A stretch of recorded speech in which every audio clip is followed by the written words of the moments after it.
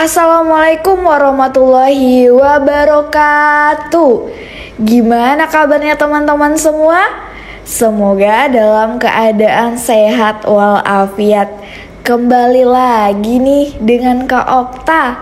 Nah, kita masih membahas tentang persiapan SKD CPNS dan kedinasan tes karakteristik pribadi. Langsung saja teman-teman semua, kita simak soalnya. Soal pertama, Pak Ochan adalah pedagang online.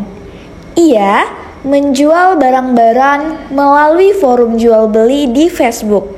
Ternyata menjual barang secara online memiliki tantangan tersendiri karena Pak Ochan tidak menjumpai dan mengenal karakter pembeli secara langsung.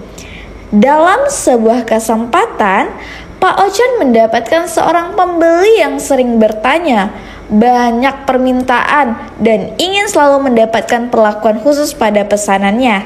Setelah barang pesanannya Pak Ochan siapkan sesuai permintaannya, dia tidak kunjung melakukan transfer pembayaran. Nah, jika Anda adalah Pak Ochan, yang akan Anda lakukan adalah A. Menunggunya melakukan pembayaran karena barang sudah disiapkan sesuai permintaannya. B. Mengingatkannya untuk segera melakukan pembayaran karena barang sudah siap sesuai permintaannya. C. Mencoba menawarkan barang tersebut kepada orang lain mengingat pemesan tidak serius untuk segera melakukan pembayaran. D. Mengingatkannya dan memberikannya tenggat waktu sebelum menawarkan barang kepada orang lain. E. Menerima dengan lapang dada karena ini sudah merupakan resiko dari berjualan secara online. Nah teman-teman, gimana? Apa jawabannya?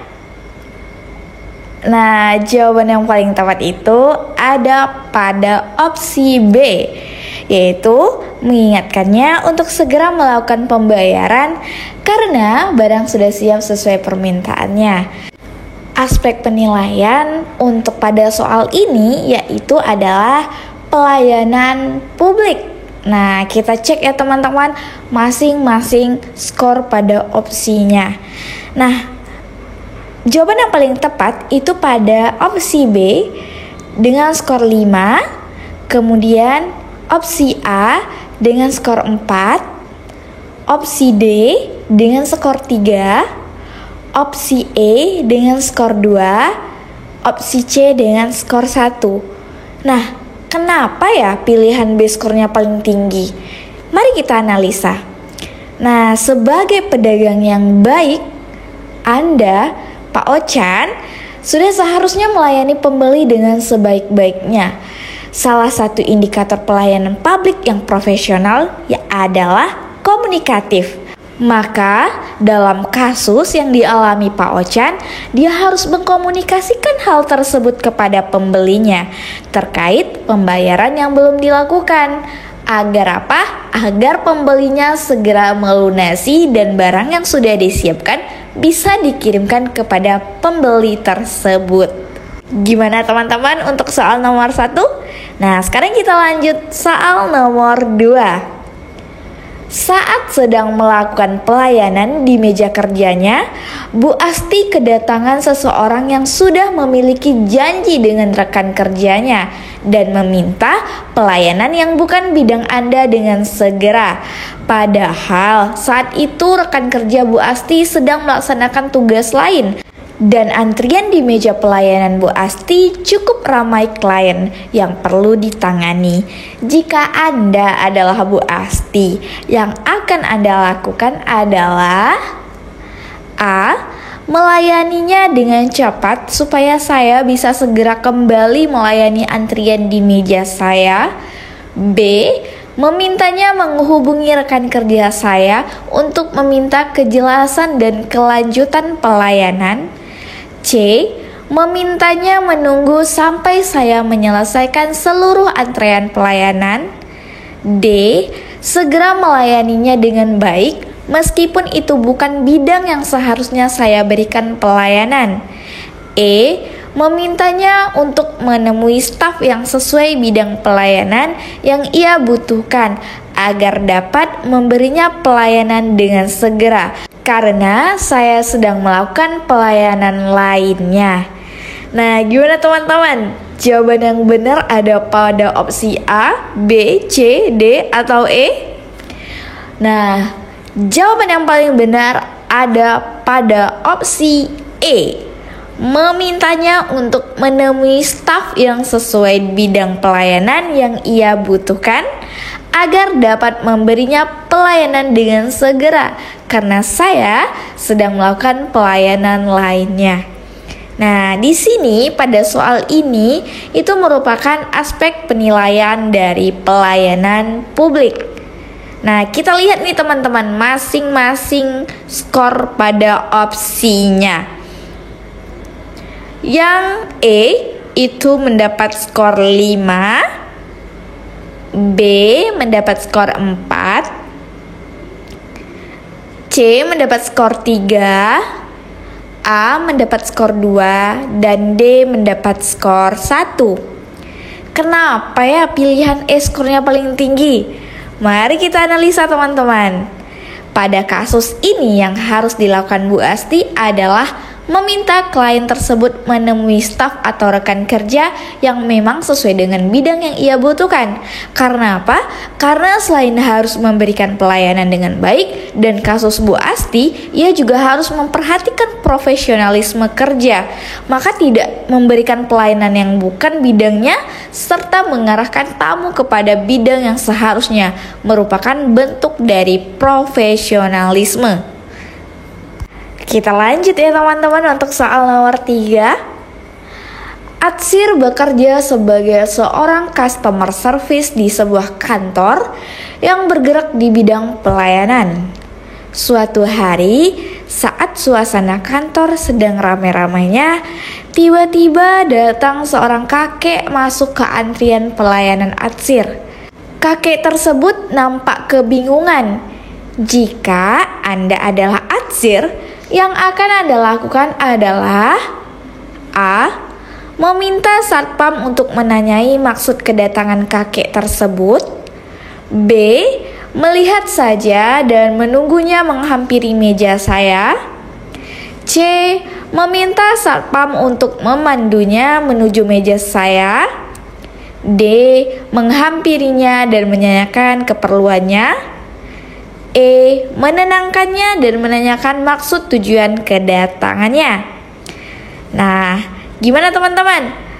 Jawaban yang paling benar ada pada opsi A, B, C, D, atau E. Yaps, benar. Jawabannya ada pada opsi D. Menghampirinya dan menanyakan keperluannya. Oke? Nah, untuk aspek penilaian masih sama. Ini aspek penilaian pelayanan publik. Oke, kita lihat masing-masing opsi berapa skor yang didapat ya. Untuk opsi D dengan skor 5, opsi C dengan skor 4, opsi A dengan skor 3, opsi E dengan skor 2, dan opsi B dengan skor 1. Kenapa ya pilihan D skornya paling tinggi? Mari kita analisa teman-teman.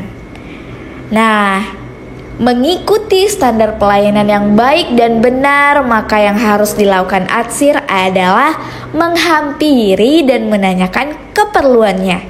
Jika memang benar tujuannya adalah pusat pelayanan yang Anda, maka Anda harus memberikannya pelayanan sesuai dengan prosedur yang berlaku. Namun, jika bukan, maka Atsir harusnya memberitahu pusat pelayanan mana yang seharusnya hendak dituju oleh si kakek. Nah, begitu teman-teman. Gimana nih? Udah 3 soal, kita lanjut ya. Kita lanjut untuk soal nomor 4. Rido terbiasa bekerja secara efektif dan efisien. Namun dalam sebuah pekerjaan, atasan menugaskan Rido untuk bekerja sama dan memimpin rekan kerja sekantor yang terkenal memiliki kinerja yang amat sangat lamban dan kurang mampu untuk bekerja secara efektif. Jika kamu adalah Rido, yang akan kamu lakukan adalah A. Memberinya semangat dan motivasi agar bisa bekerja menyesuaikan ritme kerja saya. B. Meminta atasan untuk memberikan saya rekan kerja yang lebih sesuai untuk saya. C. Membuat kesepakatan pekerjaan dan tenggat waktu yang jelas dengan 7 rekan kerja tersebut. D. Memberinya beban kerja yang sedikit supaya bisa menyelesaikannya dengan cepat. Dan E. Memberinya target dan mengevaluasi pekerjaannya secara berkala. Ayo teman-teman, gimana? Apa nih opsinya? A, B, C, D, atau E yang paling tepat? Oke, jawaban yang paling tepat ada pada opsi E. Memberinya target dan mengevaluasi pekerjaannya secara berkala. Nah, dalam soal ini aspek yang dinilai yaitu adalah jejaring kerja. Mari kita lihat masing-masing skor pada opsinya ya. Untuk skor 5 ada pada opsi E. Skor 4 ada pada opsi C. Skor 3 ada pada opsi A. Skor 2 ada pada opsi D. Dan skor 1 ada pada opsi B. Kenapa ya pilihan E skornya paling tinggi? Mari kita analisa teman-teman. Pada hakikatnya, jejaring kerja adalah sebuah proses membangun komunikasi atau hubungan atas dasar saling percaya. Nah, sebagai orang yang diberi tanggung jawab sebagai pemimpin, maka Rido harus menaruh kepercayaan kepada rekan kerjanya tersebut dan dapat memberikannya target sehingga dapat mengevaluasi pekerjaannya secara berkala. Nah, dengan begitu jejaring kerja dapat terbentuk dan hubungan kerja akan semakin kondusif. Rekan kerja yang diberikan kepercayaan dan diajak bergerak untuk melakukan bisa jadi akan jauh lebih baik kinerjanya. Nah, gimana teman-teman untuk soal nomor 4? Nah, oke, kita lanjut untuk soal terakhir. Ada pada soal nomor 5. Oke, partner kerja akan sangat berpengaruh terhadap keberhasilan sebuah pekerjaan. Untuk itu, memilih partner kerja haruslah sangat berhati-hati dan melihat dari segi dan segala sudut pandang. Dalam memilih seorang partner kerja, biasanya saya A. Memiliki kesenangan yang sama dengan saya. B. Memiliki rekam jejak yang bagus dalam pekerjaannya. C. Memilih berdasarkan naluri saya pada saat itu. D. Menyesuaikan dengan kebutuhan pekerjaan. E. Mencari yang bisa melengkapi kekurangan saya. Nah, gimana teman-teman? Sudah dapat opsi yang tepat? Opsi yang tepat ada pada opsi D, yaitu menyesuaikan dengan kebutuhan pekerjaan. Aspek yang dinilai yaitu jejaring kerja. Oke, sekarang kita lihat skor pada masing-masing opsinya ya. Opsi D dengan skor 5. Skor 4 ada pada opsi B. Skor 3 ada pada opsi E. Skor 2 ada pada opsi A. Dan terakhir skor 1 ada pada opsi C. Kenapa ya pilihan D skornya paling tinggi? Mari kita analisa teman-teman. Oke. Nah, memilih rekan kerja sangatlah berpengaruh dalam proses kerja. Nah, maka dalam membangun hubungan kerja, memilih rekan kerja harus sesuai dengan kebutuhan pekerjaan. Dengan demikian, kita bisa memilih sesuai dengan kualitas dan kriteria yang dibutuhkan. Dan rekan kerja tersebut dapat melaksanakan tupoksi pekerjaan yang menjadi tanggung jawabnya. Jika masing-masing orang mampu bertanggung jawab atas tupoksi pekerjaannya, maka akan sangat mudah membangun hubungan kerja yang baik dalam sebuah lingkungan kerja. Oke, tadi kita udah bahas soal, sekalian jawaban dan bahkan pembahasannya. Sekarang ini ada soal-soal latihan. Silahkan teman-teman kerjakan, lalu tuliskan jawaban di kolom komentar. Pembahasannya ada di video berikutnya ya. Oke, untuk soal pertama, Jonathan dalam perjalanan untuk bertemu seorang relasi kerja. Namun di tengah perjalanan Jonathan terjebak macet yang sangat panjang dan mungkin akan membuatnya terlambat dari waktu yang telah disepakati. Padahal Jonathan sudah mengantisipasinya dengan berangkat lebih awal.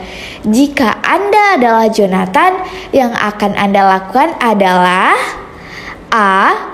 Menghubungi dan mengabarkan posisi saya sambil meminta untuk menjadwalkan ulang pertemuan. B. Menghubungi dan meminta untuk menunggu saya karena kondisi ini di luar perkiraan. C. Melanjutkan perjalanan saya secepat mungkin agar bisa bertemu dengan relasi kerja saya tersebut. D. Mengabarkan kondisi dan posisi saya, kemudian menyerahkan keputusan pertemuan pada relasi kerjanya. E. Mengabarkan kondisi dan posisi saya, kemudian mengajaknya untuk mengubah tempat pertemuan ke lokasi yang lebih cepat saya capai. Nah, untuk soal nomor 2, orang tua Mutiara menyuruh Mutiara untuk mengikuti sebuah acara kesenian desa. Karena menurut mereka acara kesenian desa tersebut sudah menjadi budaya dan tradisi yang mendarah daging di keluarganya dan warga desa yang lain.